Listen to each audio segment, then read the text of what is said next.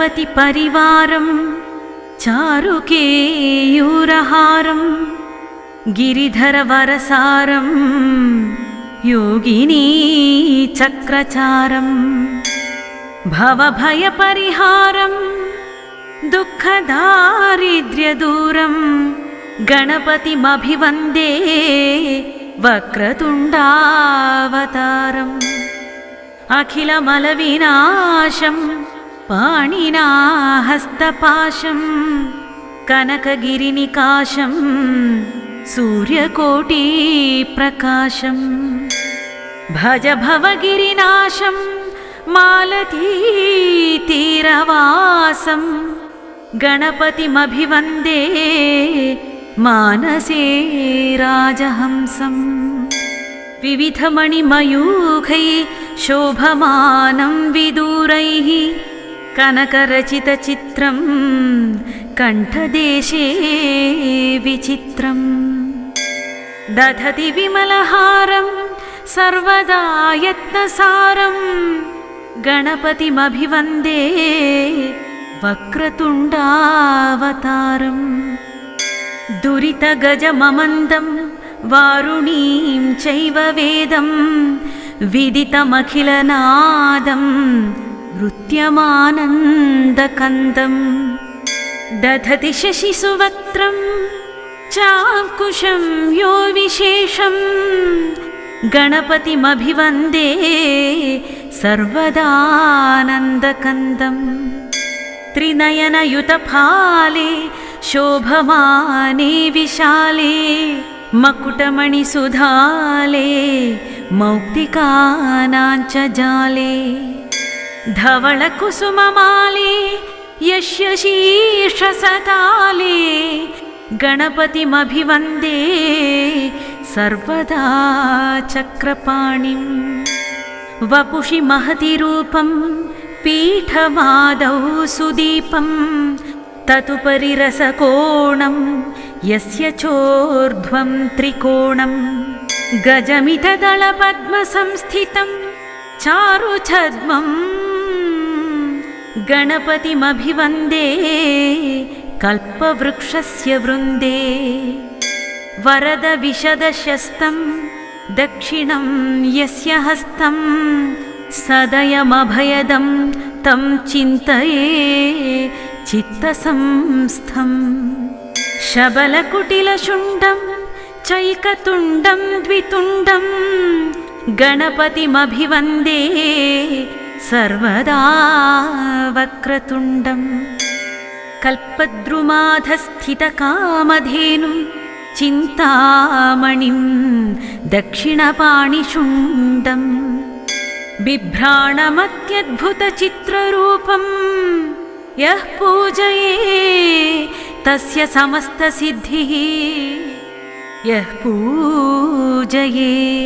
तस्य समस्तसिद्धिः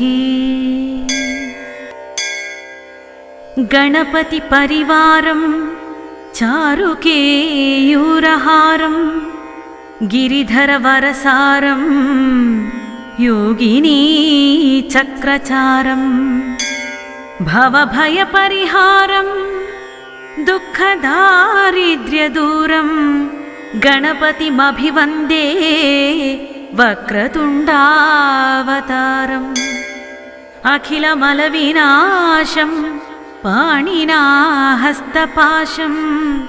कनकगिरिनिकाशं सूर्यकोटिप्रकाशं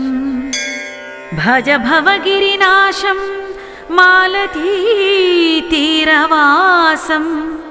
गणपतिमभिवन्दे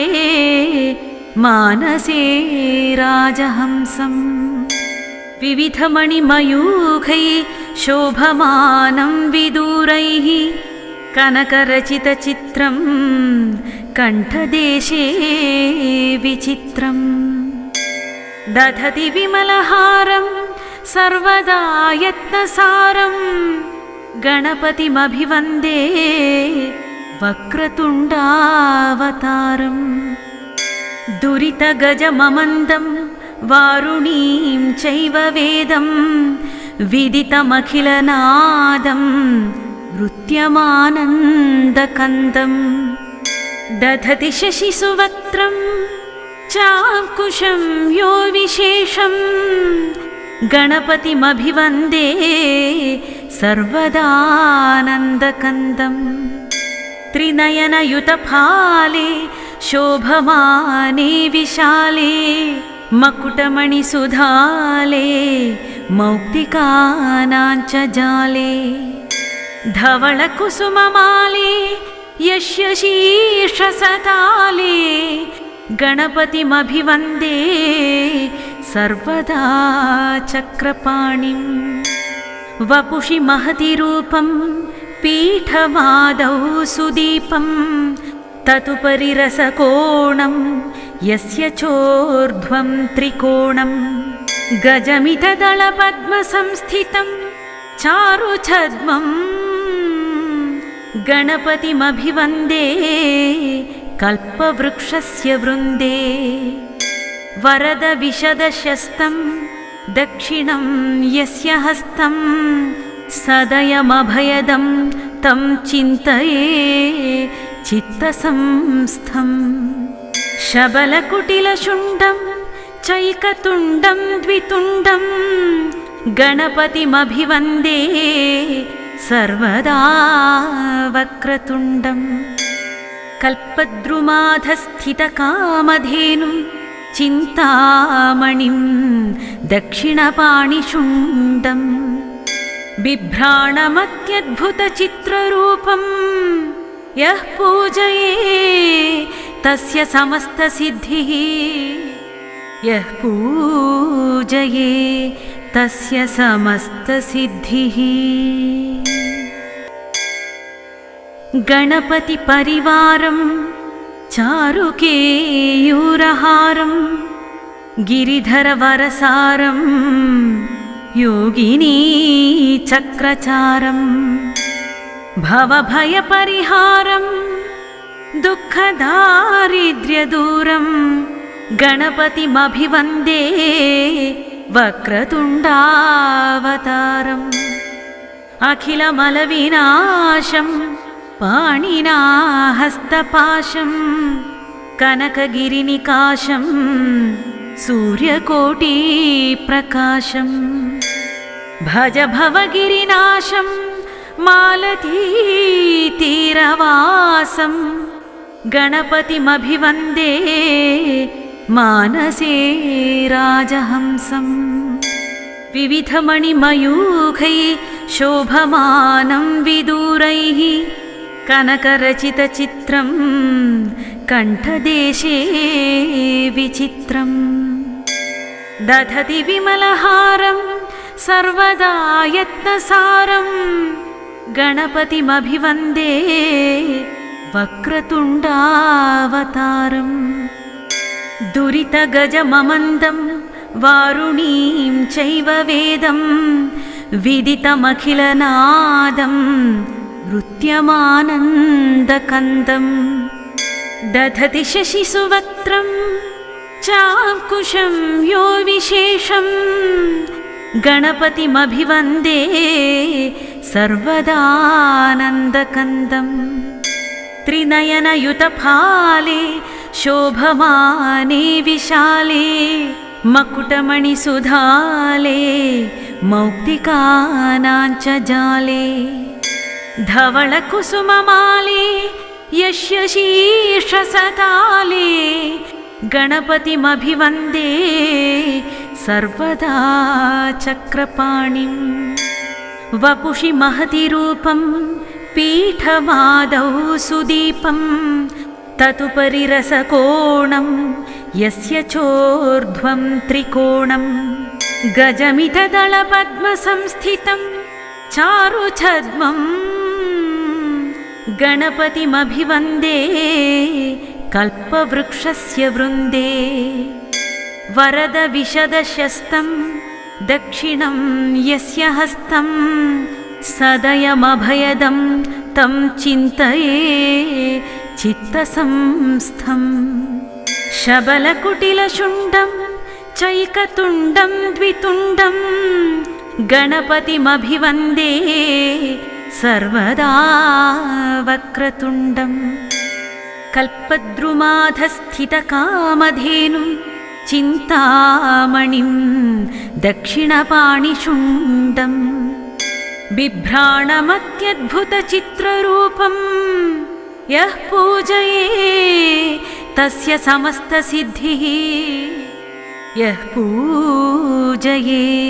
तस्य समस्तसिद्धिः। गणपतिपरिवारं चारुकेयूरहारं गिरिधरवरसारं योगिनी चक्रचारं भवभयपरिहारं दुःखदारिद्र्यदूरं गणपतिमभिवन्दे वक्रतुण्डावतारम् अखिलमलविनाशं पाणिना हस्तपाशं कनकगिरिनिकाशं सूर्यकोटिप्रकाशं भज भवगिरिनाशं मालतीतीरवासं गणपतिमभिवन्दे मानसे राजहंसं विविधमणिमयूखैः शोभमानं विदूरैः कनकरचितचित्रं कण्ठदेशे विचित्रं दधति विमलहारं सर्वदा यत्नसारं गणपतिमभिवन्दे वक्रतुण्डावतारम् दुरितगजममन्दं वारुणीं चैव वेदं विदितमखिलनादं नृत्यमानन्दकन्दं दधति शशिसुवक्त्रं चाङ्कुशं यो विशेषं गणपतिमभिवन्दे सर्वदानन्दकन्दं त्रिनयनयुतफाले शोभमाने विशाले मकुटमणिसुधाले मौक्तिकानाञ्च जाले धवलकुसुममाले यस्य शीर्षसताले गणपतिमभिवन्दे सर्वदा चक्रपाणिं वपुषि महति रूपं पीठमादौ सुदीपं ततुपरि रसकोणं यस्य चोर्ध्वं त्रिकोणं गजमितदलपद्मसंस्थितं चारुछद्मं गणपतिमभिवन्दे कल्पवृक्षस्य वृन्दे वरदविशदशस्तं दक्षिणं यस्य हस्तं सदयमभयदं तं चिन्तये चित्तसंस्थं शबलकुटिलशुण्डं चैकतुण्डं द्वितुण्डं गणपतिमभिवन्दे सर्वदा वक्रतुण्डं कल्पद्रुमाधस्थितकामधेनुं चिन्तामणिं दक्षिणपाणिशुण्डं बिभ्राणमत्यद्भुतचित्ररूपं यः पूजये तस्य समस्तसिद्धिः यः पूजये तस्य समस्तसिद्धिः। गणपतिपरिवारं चारुकेयूरहारं गिरिधरवरसारं योगिनी चक्रचारं भवभयपरिहारं दुःखदारिद्र्यदूरं गणपतिमभिवन्दे वक्रतुण्डावतारम् अखिलमलविनाशं पाणिना हस्तपाशं कनकगिरिनिकाशं सूर्यकोटिप्रकाशं भज भवगिरिनाशं मालतीतीरवासं गणपतिमभिवन्दे मानसे राजहंसं विविधमणिमयूखैः शोभमानं विदूरैः कनकरचितचित्रं कण्ठदेशे विचित्रम् दधति विमलहारं सर्वदा यत्नसारं गणपतिमभिवन्दे वक्रतुण्डावतारम् दुरितगजममन्दं वारुणीं चैव वेदं विदितमखिलनादं नृत्यमानन्दकन्दं दधति शशिसुवक्त्रं चाङ्कुशं यो विशेषं गणपतिमभिवन्दे सर्वदानन्दकन्दम् त्रिनयनयुतफाले शोभमाने विशाले मकुटमणिसुधाले मौक्तिकानाञ्च जाले धवलकुसुममाले यस्य शीर्षसताले गणपतिमभिवन्दे सर्वदा चक्रपाणिं वपुषि महति रूपं पीठमादौ सुदीपं ततुपरि रसकोणं यस्य चोर्ध्वं त्रिकोणं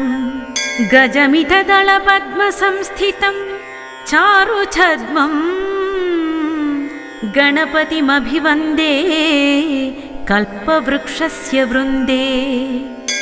वरदविशदशस्तं दक्षिणं यस्य हस्तं सदयमभयदं तं चिन्तये चित्तसंस्थं शबलकुटिलशुण्डं चैकतुण्डं द्वितुण्डं गणपतिमभिवन्दे सर्वदा वक्रतुण्डम् कल्पद्रुमाधस्थितकामधेनुं चिन्तामणिं दक्षिणपाणिशुण्डं